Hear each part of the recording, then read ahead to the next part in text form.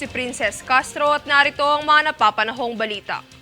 Naabutan ng Bureau of Immigration o BI ang 8 biktima ng illegal recruitment sa Zamboanga International Seaport kung saan ang mga ito'y patungo umano ng Malaysia. Ang mga hindi pinakilalang biktima ayon kay BI Commissioner Norman Tansinco ay nagkubling mga turista ngunit kalaunay na pagtantong sila'y magtatrabaho sa isang shipyard at engineering firm sa Kuala Lumpur, Malaysia. Dahil dito nanawagan si Tansinco sa mga nagnanais magtrabaho abroad na tumungo sa Department of Migrant Workers at iba pang ahensyang kaugnay para sa legal at ligtas na paglabas ng bansa.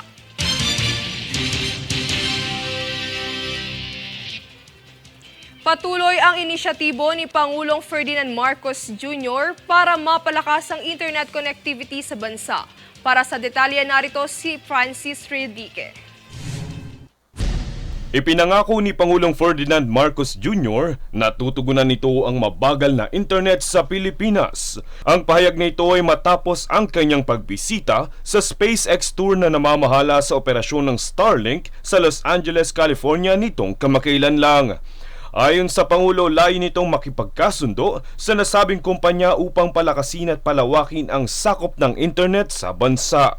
Kumpiyansa ang Pangulo na ang mga ugnayang kanyang nagawa ay may iwasan na ang mga reklamo ng mga Pilipino sa mabagal na internet. Matatandaang nitong kamakailan lang ay nakipagkasundo din ng Pilipinas sa Astranes at Orbits para sa satellites na makakatulong din sa pagpapabuti ng internet sa bansa. Ang Starlink ay kilala bilang kumpanya na nakakatulong para makaabot ang internet sa mga liblib na lugar. Ito ay tinatag ng kilalang American tech mogul na si Elon Musk na hindi nakatagpo ni Pangulong Marcos dahil ito'y may sakit. Francis Riudique, nag-uulat para sa One Media Network. Pinangunahan ni Secretary Teodoro Herbosa ng Department of Health ang 4th regular meeting ng Philippine Country Coordinating Mechanism kamakailan. Iminukahi ni Herbosa na ang mga kaso ng HIV at tuberculosis sa bansa ay agarang matugunan. Dagdag pa rito, binigyang diin din niya na ilulunsad ng kagawaran ang One HIV/AIDS Information System upang magbigay ng mga napapanahong impormasyon. Isinaad din niya na kailangang suriin ang batas upang mapangasiwan ang lumalaking kaso ng HIV at ang pangangailangan na paigtingin ng kampanya ng kamalayan at isaalang-alang ang pakikipagtulungan sa mga sektor ng paggawa at edukasyon sa problema ng malaria sa bansa.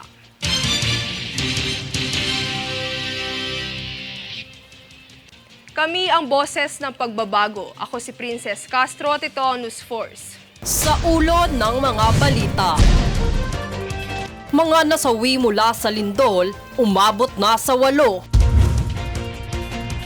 BI hinarang ang 8 biktima ng illegal recruitment patungong Malaysia. Kongreso patuloy ang pakikipag-ugnayan sa mga ahensya ng gobyerno buhat ng lindol sa Mindanao. DOH nakipagpulong sa development partners upang tugunan ang malaria, TB at HIV sa bansa.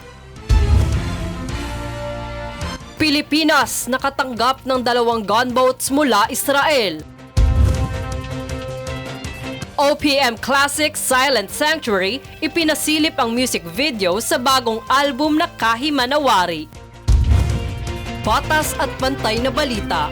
Komprehensibong ulat para sa pulso ng masa. Ito ang News Force.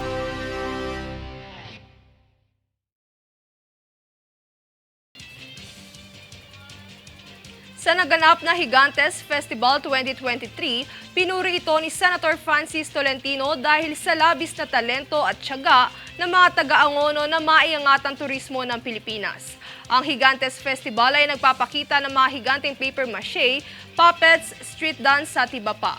Ibinahagi naman ni Tolentino ang plano nito na magpatayo ng Angono Arts Center sa susunod na taon bilang suporta sa mga taga-Angono na ipakita ang kultura at husay nito sa bansa.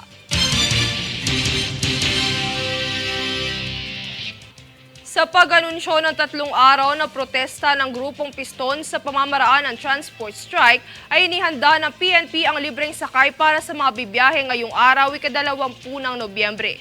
Yan ang balitang hatid ni Daniza Lopez. Magbibigay ng libreng sakay ang Philippine National Police o PNP para sa mga pasahero matapos isagawa ngayong araw ika-20 ng Nobyembre ng grupong pagkakaisa ng mga samahan ng tsuper at operator nationwide o piston ang 3 araw na transport strike bilang protesta. Nakatakdaring itaas ng PNP ang alert status ito para sa inaasahang pagdagsa ng mga pasahero sa mga sakayan kung saan nasa 9,000 tauhan ito ang nakatalaga para magbantay sa transportation hubs, pick-up at drop-off ng mga pasahero at mabilis na makaresponde sa anumang sitwasyon. Saad naman ni Quezon City Police District o QCPD Director Brigadier General Rodrigo Maranan na isitong bawasan ang alalahanin ng mga commuters. Kung kaya't ipinag-utos din ito ang pagpapadala ng mga tauhan at sasakyan na magraronda para tutukan ang anumang tulong na kinakailangan ng mga babiyahe at libreng sakay hanggang sa matapos ang protesta ng piston. Inanunsyo naman ng ilang universidad sa Kamaynilaan ang suspensyon sa klase ng mga mag-aaral. Daniza Lopez nag-uulat para sa One Media Network.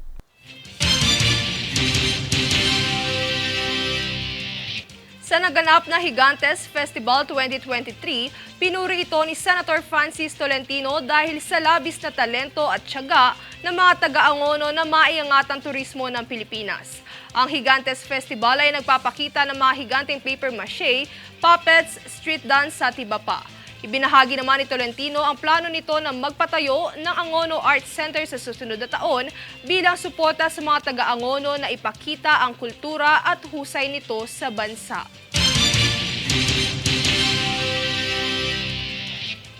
Kami ang boses ng pagbabago. Ako si Princess Castro, ito ang News Force. Sa ulo ng mga balita. Mga nasawi mula sa lindol, umabot na sa 8. BI hinarang ang 8 biktima ng illegal recruitment patungong Malaysia. Kongreso patuloy ang pakikipag-ugnayan sa mga ahensya ng gobyerno buhat ng lindol sa Mindanao. DOH nakipagpulong sa development partners upang tugunan ang malaria, TB at HIV sa bansa.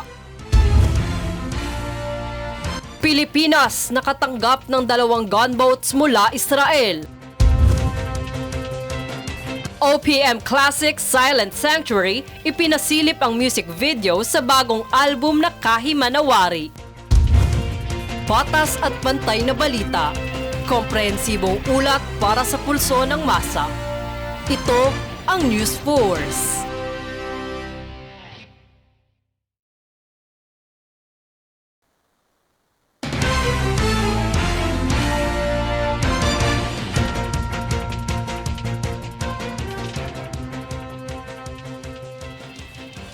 Ako si Princess Castro at narito ang mga napapanahong balita.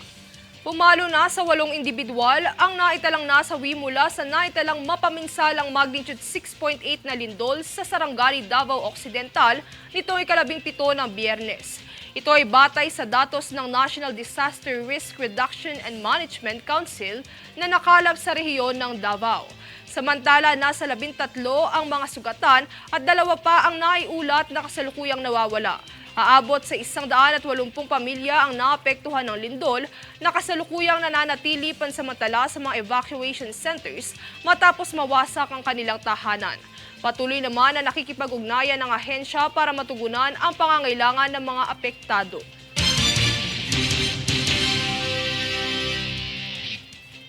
Sa kaugnay na balita, agarang paglalabas ng pondo.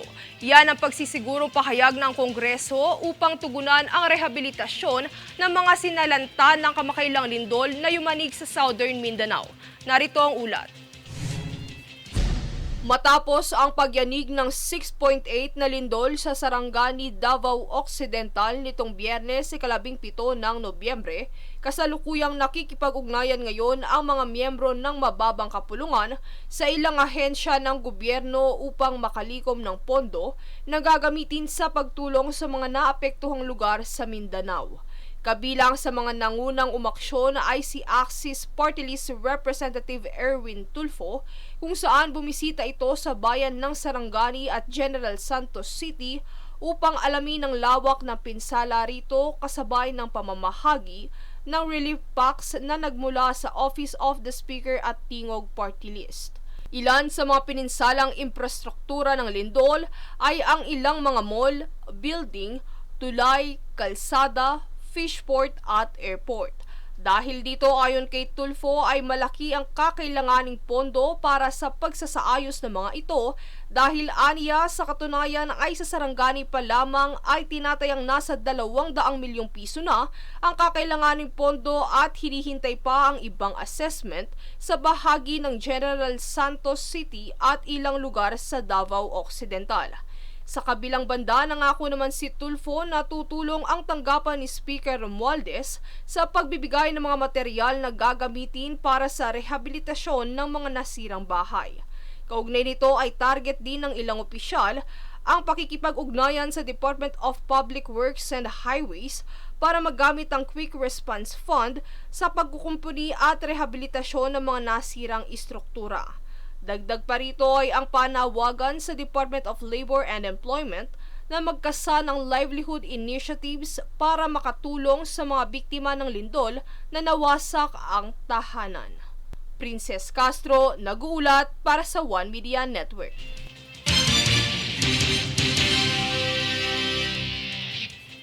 Ang 21 anyos na Pilipinong mangingisda na si Johnny Marag ng Barangay Sinabakan ay kinilala ng Philippine Coast Guard o PCG bilang nagligtas sa 4 na nawawalang mangingisda noong 15 ng Nobyembre sa kalapit na karagatan sa Candelaria, Zambales. Matatandaang noong 9 ng Nobyembre, 4 na mangingisdang sakay ng FB Pepito 3 ang sangkot sa pangingisda nang magkaroon ng pagkasira sa makina ang kanilang motorbangka. Agad namang naglunsad ng Joint Search and Rescue Operations ang mga opisyal ng PCG at Local Government Unit ng Infanta upang hanapin ang mga nawawalang mangingisda. Bandang alas 8 ng umaga noong 15 ng Nobyembre, nailigtas ni Marag ang 4 na nawawalang mangingisda sa humigit kumulang 40 nautical miles mula sa Candelaria.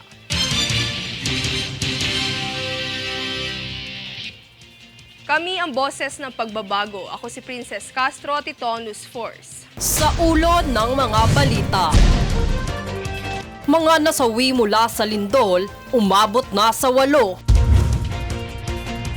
BI hinarang ang 8 biktima ng illegal recruitment patungong Malaysia. Kongreso patuloy ang pakikipag-ugnayan sa mga ahensya ng gobyerno buhat ng lindol sa Mindanao.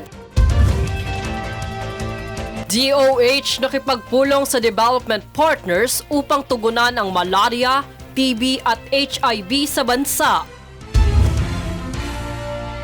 Pilipinas nakatanggap ng 2 gunboats mula Israel. OPM Classic Silent Sanctuary ipinasilip ang music video sa bagong album na Kahimanawari. Patas at pantay na balita. Komprehensibong ulat para sa pulso ng masa. Ito ang News Force.